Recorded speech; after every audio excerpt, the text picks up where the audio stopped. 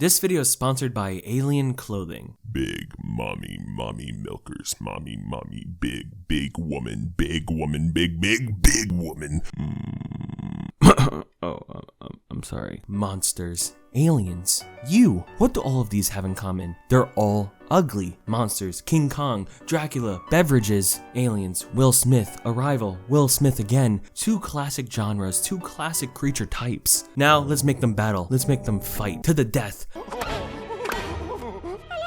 Monsters vs. Aliens is a 2009 R-rated apocalypse starring Reese Witherspoon, Seth Rogen, Will Arnett, and more people that exist. This movie, made by DreamWorks, is a sight to see. It was a box office hit, a box office smash, a box office? I remember being 10 years old and absolutely loving it. It definitely does not hold up. There are elements about this movie that are fun and cute, but it is shockingly boring and dull. Heck, the alien in the Monsters vs. Aliens movie isn't even in the movie until the ending. It's just more a big robot. They should have called this just Monster vs. Robot, because that's all it is. This is one of those DreamWorks movies that miss hard. DreamWorks can have some insane bangers, but then just not so bangers, you know? The best part of this movie are the characters. The cockroach guy who's like a scientist, that's a reference to like The Fly, but instead he's a roach. Bob, who's a reference to The Blob. The missing link from that one Laika movie. What a glow up. I'm so happy for him. Insectosaurus, who's obviously Mothra. And Ginormica Kazukas. Oh my god. Humana Mariah Wooga. I'm sorry, I'm 23 years old. This is kind of embarrassing for me. But like I said, the best thing about this movie are the characters. They do feel distinct and fun, and they have specific characteristics that make them likable or relatable. Smart, stupid, ugly, hot. These are the core features of friendship. It's a cool idea that they are all references to classic monsters that we all grew up kinda sorta knowing about or hearing about. It's like making something off-brand but not off-brand. Taking something and making it your own. What's crazy is that this movie was so successful and it never got a sequel. While it's not particularly one of DreamWorks' best, like Megamind or Shrek, I find it kind of crazy that it didn't get anything more than a holiday special, which is honestly a lot better than the whole movie, I'm gonna be honest. This is the type of movie that most likely wouldn't be successful today due to the time. Classic monsters in this scope aren't really popular among kids growing up nowadays. It just stays in the territory of like King Kong and Godzilla, and that's about it. So if they were really gonna capitalize, it should have been 10 years ago. I honestly just sound like I'm just bullying DreamWorks. Like, who am I to talk about capitalizing? My entire thing is just talking about random stuff no one even thinks about. I don't even capitalize on myself. But one thing I do like to capitalize on is wearing good and comfy clothes, which you can get thanks to my friend and today's sponsor, Alien Clothing. Alien is an indie streetwear clothing brand that started in 2017 by YouTuber and friend of the show, Elvis the Alien. Now, Elvis, I love this man, and he's sponsoring this video because he's cool like that. I love the Alien clothes. I genuinely wear this long sleeve almost every single time I go out. Here's a picture of me wearing one of the long sleeves just for proof. It's just so good. Elvis created Alien for people who love games, anime, movies, and anything sci-fi. The designs are just so professional and cool looking. I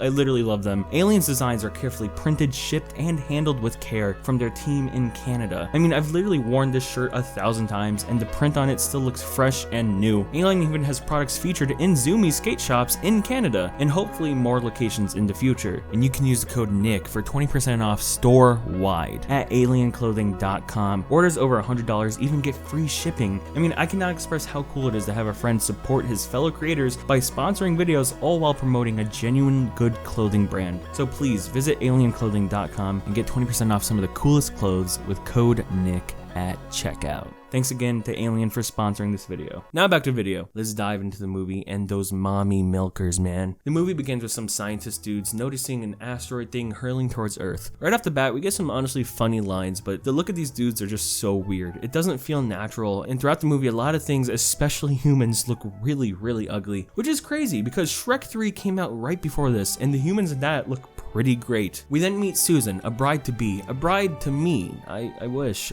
she was. Her and her friends look absolutely terrifying, disgusting, truly. I'm sorry, but before Susan grows, she got a real case of the butt face going on. I don't know what's going on with this lighting. It's not nice. It's not nice at all. At the wedding, the dad calls her his little girl. Haha, get it? Because she's not going to be anymore. Classic. We meet some lady who has a very small characteristic of having a small thumb, and that's it. That's it. We never see her again. We never see this character again. So it's not like a a running joke throughout the movie. It's just a random character joke that happens a second later. It's very odd. We meet the groom played by Paul Rudd, and he's an arrogant schmuck. This man wants to skip on their honeymoon so he can just work at his news station stuff. I'm sorry about this, Susan. I'd treat you right. Screw this guy, man. But soon, Susan fucking dies when she's hit by an asteroid. But when she's hit, there's this audio cue that's just like so freaking weird. It sounds right out of Roblox. It's just so weird. Like that's actually in the movie. That's the actual audio from the movie. But then she's alive and the wedding is underway. But then she starts glowing with the juice, man. Oh my god, she's a juicer, dude. And then soon it's time for Big mommy milker, mommy milk, mommy milkers. She's big woman. She's so big. Step on me, step on my head, step on me. Yeah. It's very cool that her wedding dress can somehow stretch to an enormous size as well. It's very convenient. It's like how you can't see Hulk's massive schlong under his shorts. Actually, now that I think about it, I don't know if that's the same thing. Susan is then captured instantly by the government, leading for her to be transported essentially to an SCP facility. There's some cool mystery vibes here for a second about the facility and where she is and what's going on, but it really doesn't last long. We meet all of our characters very soon, like Cockroach Bob, Missing Link, and Big Furry, and that's it. They don't really hint at anything else cool about the facility or other monsters that could have been here. It feels very empty, but not in a way that's important to their existence. It's just like genuinely empty. Like the creativity here died after all these characters were made. These characters are pretty fun though. I do like Bob. He's one of the most overlooked dumb characters in animation in my opinion. Seth Rogen's laugh is just so perfect for a big blob that gets thrown around.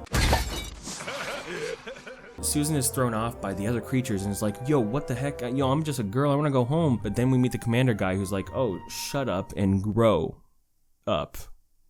The facility does look cool and the idea of it sounds cool. How they move Susan around is fun and how it's like a big platform for her. And the scope is really cool, but that's it. That's about it. This is all you really get. That's all you get of the premise of the monsters and the monsters versus aliens. But then we meet our main alien bad guy, the bad guy of the movie. You know, it's about the monsters versus alien is about to happen. But no, he just sends a robot to Earth. That's kind of lame. This robot is like the main action for most of the movie until the ending. It is fun when the president does meet the robot and they reference Contact and Mars Attacks in the exact same moment. Nice little moment. It's a funny little moment, but the attempt to communicate with the robot doesn't go well. And big sus looking boy over here attacks the entirety of San Francisco. Now the only way to fight this guy is our monster friends, obviously. You know, the verses, it's happening. There's some fun stuff with a trolley car rocket being made by the roach guy, and then Susan using cards to skate and go fast, which is actually a weird like character thing for her. She does this like skating thing multiple times in the movie as a way of being like really cool and good in fights, but I don't know, honestly it doesn't really make sense. It's not like her character was ever a skater or a figure skater or anything like that. It kind of just happens, which makes the weight of this being like her specific thing kind of hollow. She's supposed to be giant girl, but instead she's a skater girl. But eventually they use the Golden Gate Bridge to decapitate the robot, so no head type vibes. This pisses off alien guy and he's like, dang, that giant girl is hot. Yo, me too bro, me too. You see, he wants the meteor that she absorbed. He wants the mommy milkers. This is real, by the way. This is actually real. He wants the milk. I'm sorry for saying it like that. The monsters get a day in the free world and go to a night party at Susan's house, and everyone is scared of them because they look different. Oh, poor Bob. I don't want to see my boy Bob sad, man. Susan then tries to see her fiance again, and he's like, nah, you got too much baggage, and I can't deal with that. You know what? He's a loser, Susan. He doesn't deserve you anyways. This has all of our monsters bonding for a second. It's very needed in this movie, and honestly, it doesn't happen enough. The times when they are together, riffing and bonding, is surprisingly few. But when it does happen, it's the best part of the movie. But then Susan is captured by ugly alien guy and the meteor juice is sucked out of her. She becomes small and big action sequences commence for the ending of the movie. All the boys come and try to help, but it's no use. There's so many versions of him and the ship is so big. Oh no, what are they gonna do? Commander guy also does things outside the ship that are important. Good for him. I'm proud of him. Alien guy is winning and put the ship to self-destruct. Oh god, it seems like our friends are gonna die. Oh my god, they're all gonna die. But Susan does her skating thing. Ooh, her little skating thing. Her random callback, I guess. She beats alien guy and gets big again because she accepts being big and loves it now. You know, I do too. I love when you're big, Susan. And then the alien guy blows up and dies, and all the humans love the monsters now, and that's the movie. Monsters vs. Aliens is a very animated movie from 2009. It has a lot of fun, cool ideas, but honestly, it's very bland. Some of the dialogue is fun and cute and tongue-in-cheek, but the characters barely get any focus that they deserve. The main villain is garbage, and honestly, really really annoying. Genuinely, this alien dude has to be one of the worst animated villains since I don't know ever. He's barely in a movie, he's forgettable, and he's ugly. He looks like Megamind's tumor. He looks like if Megamind had sex with a granite countertop. I just hate this guy, I'm sorry. This movie is just not that good, but I'm surprised it doesn't have a sequel or anything else, considering it was pretty successful. I would have loved to see these characters more fleshed out and bond more monster spin-off spoof type things in more movies. That would have been so much fun. This movie is kind of just an awkward time. It's not terrible, but it's also just not special. And the best thing about it is just the mommy milkers. I can see why a lot of people honestly forgot about this movie, because I'm already forgetting it. But I'll always remember you, Susan. I promise. And Susan, if you're out there, you can come and pick me up. I'll be just like that fiance, except I'll treat you right. I will. I will, Susan. Step on me. Step on me, Susan, please.